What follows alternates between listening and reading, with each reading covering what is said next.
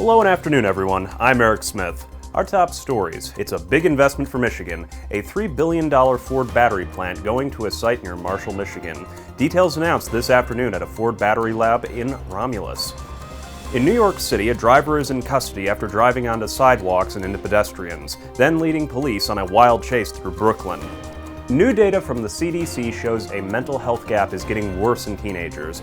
The agency says rates of substance use, bullying, and sexual violence are now worse among high school girls compared to high school boys. Auto shopping has been a consumer priority so far this year, with the Manheim Used Vehicle Value Index in January rising 2.5% from December, an unusually strong gain after the holidays. The index shows used car and truck prices rising for the second straight month after falling 6 consecutive months, and the Dow is up 255 points. This is EBS News, live in Detroit. We start with new information today about the object that was shot down over the Great Lakes this past weekend. Congresswoman Elissa Slotkin, speaking today in Howell, said that the object shot down did not pose a security threat to the United States, and that's because of its shape. So, what is it? Congresswoman Elizabeth Slotkin. We do not know what it is right now. I've seen all kinds of speculation from another Chinese object to an academic who put up some sort of, sensing device. They determined that it wasn't a threat to national security. They shot it down over water and they're trying to collect the gear. And the Congresswoman said that more details will be determined when that wreckage is found in the choppy waters of Lake Huron. Meanwhile, we are hearing more from politicians locally about that unidentified object. We caught up with U.S. Senator Gary Peters of Michigan, who was taking a tour of the Next Energy headquarters, an electric vehicle battery lab in Novi. Here's what he said about the Lake Huron situation. We're still not sure exactly what it was, who owned it, what its operation was. That's going to be determined once the debris field has been accessed, and the Coast Guard is in the process right now of recovering that to take a look at what it is. Peters also said he's happy that President Joe Biden is taking an aggressive posture to take down objects flying in American airspace.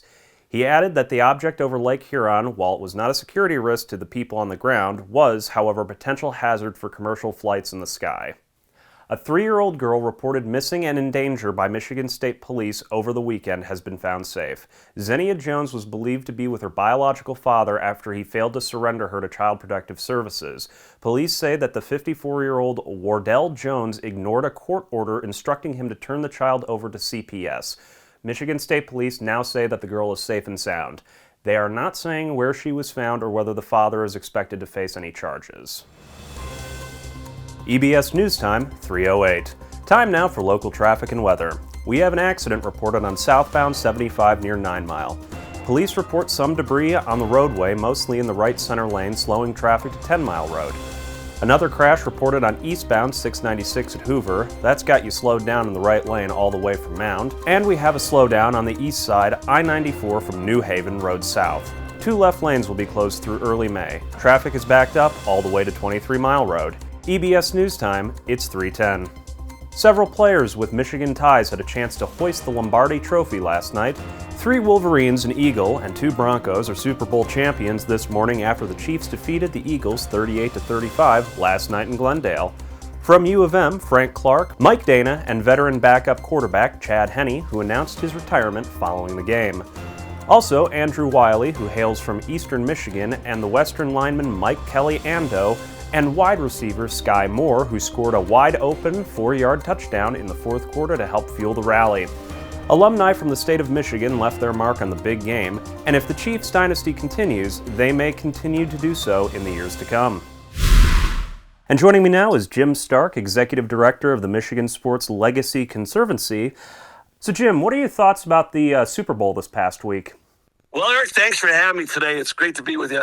I think the Super Bowl was one of the best football games in the Super Bowl I've ever seen. You had 2 really well-matched teams. I thought they played very well. You had 2 of the top quarterbacks in the NFL facing off, 2 of the best defenses. So it was a great game.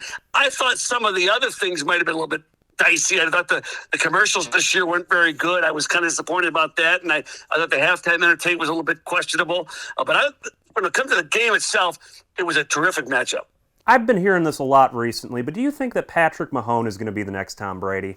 It's a long way to go for Tom Brady. Tom Brady played this league over 20 years. Mahomes may be the best guy going right now. He's got a long way to go to fill Brady's shoes. But he's a good quarterback right now. Don't get me wrong. He's probably the best in the league. But put him in Brady's. Let's talk in about 15 years. Yeah, and also, what do you think of the Lions' chances next year? Maybe with their current manager, or do you think they need a better roster of members? Well, they made tremendous progress this year under the new general manager and the new coach. And I think right now, Las Vegas has them as one of the highest ranked NFC teams to make it next year.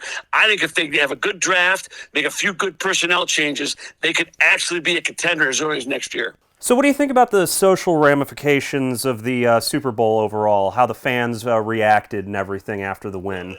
Well, it's a huge event. Forget the football game for a minute. It is one of the biggest social events of the year. Parties everywhere.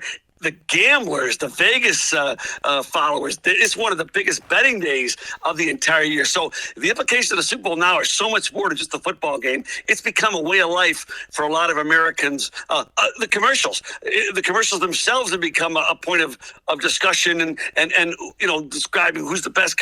So it's become so much more than just a football game. It is a way of life for most Americans come Super Bowl Sunday. You're going to marvel at what I'm about to play for you. These are some great artists that have been nominated but have never won a Grammy.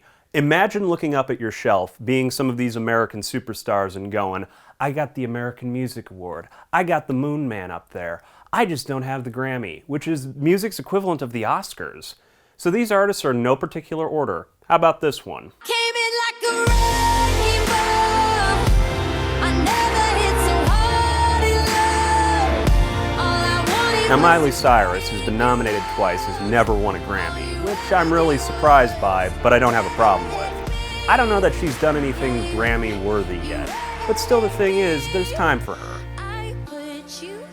Okay, this one. You gotta put your emotions to the side on this one, okay? Just go with the actual music. They have been nominated 5 times and have never won.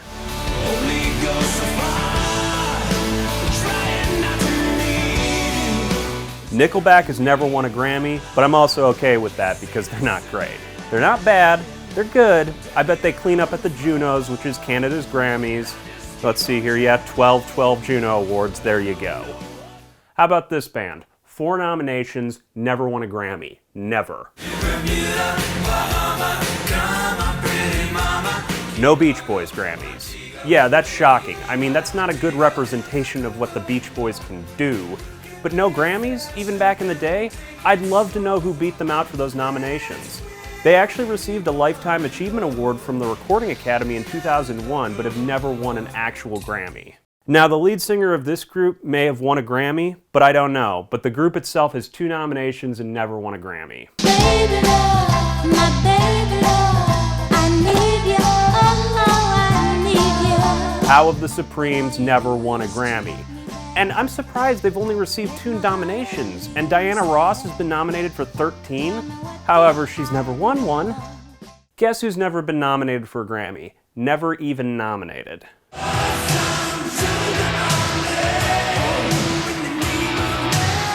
This song was #1 on Domino's Hot 5 at 10 on WJLZ for literally a year. No Grammys. I have nothing. I can't respond to that. Def Leppard. Amazing.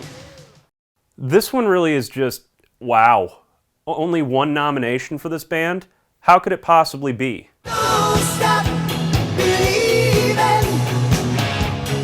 Hold on to that feeling. Like, how did Faithfully or Open Arms never get nominated for a Grammy?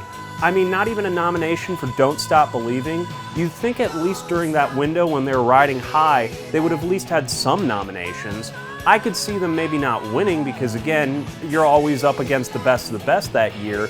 But yeah, I mean, they've got some of the industry's biggest hits and never nominated for a Grammy. This artist was nominated 5 times. We were trying different things, and we were smoking funny things. I'm surprised. Early on during Kid Rock's music career, this song was huge on the radio, and as far as I'm concerned, that song is not even scratching the surface of his best.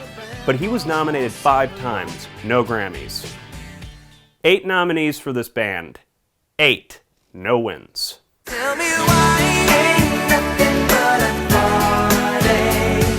Backstreet Boys was nominated more than Kid Rock, Def Leppard, The Beach Boys, No Window. Okay, I don't know. You know how I feel about boy bands, and some say the song right there is the greatest boy band song ever. Whatever. But the fact is, they were nominated that many times, it's pretty ridiculous. And finally, I got the eye of the tiger. 13 nominations, the most of anyone we've spoken about today. 13 nominations for Katy Perry. She's never been able to walk up that stage and pick up that Grammy, and to me that's surprising. Because I do feel she's proven herself. She should have won something out of all those 13. There you go. Hopefully there's some Grammys in the future for all of these artists. I've got my fingers crossed. Thanks for listening in. Have a good night.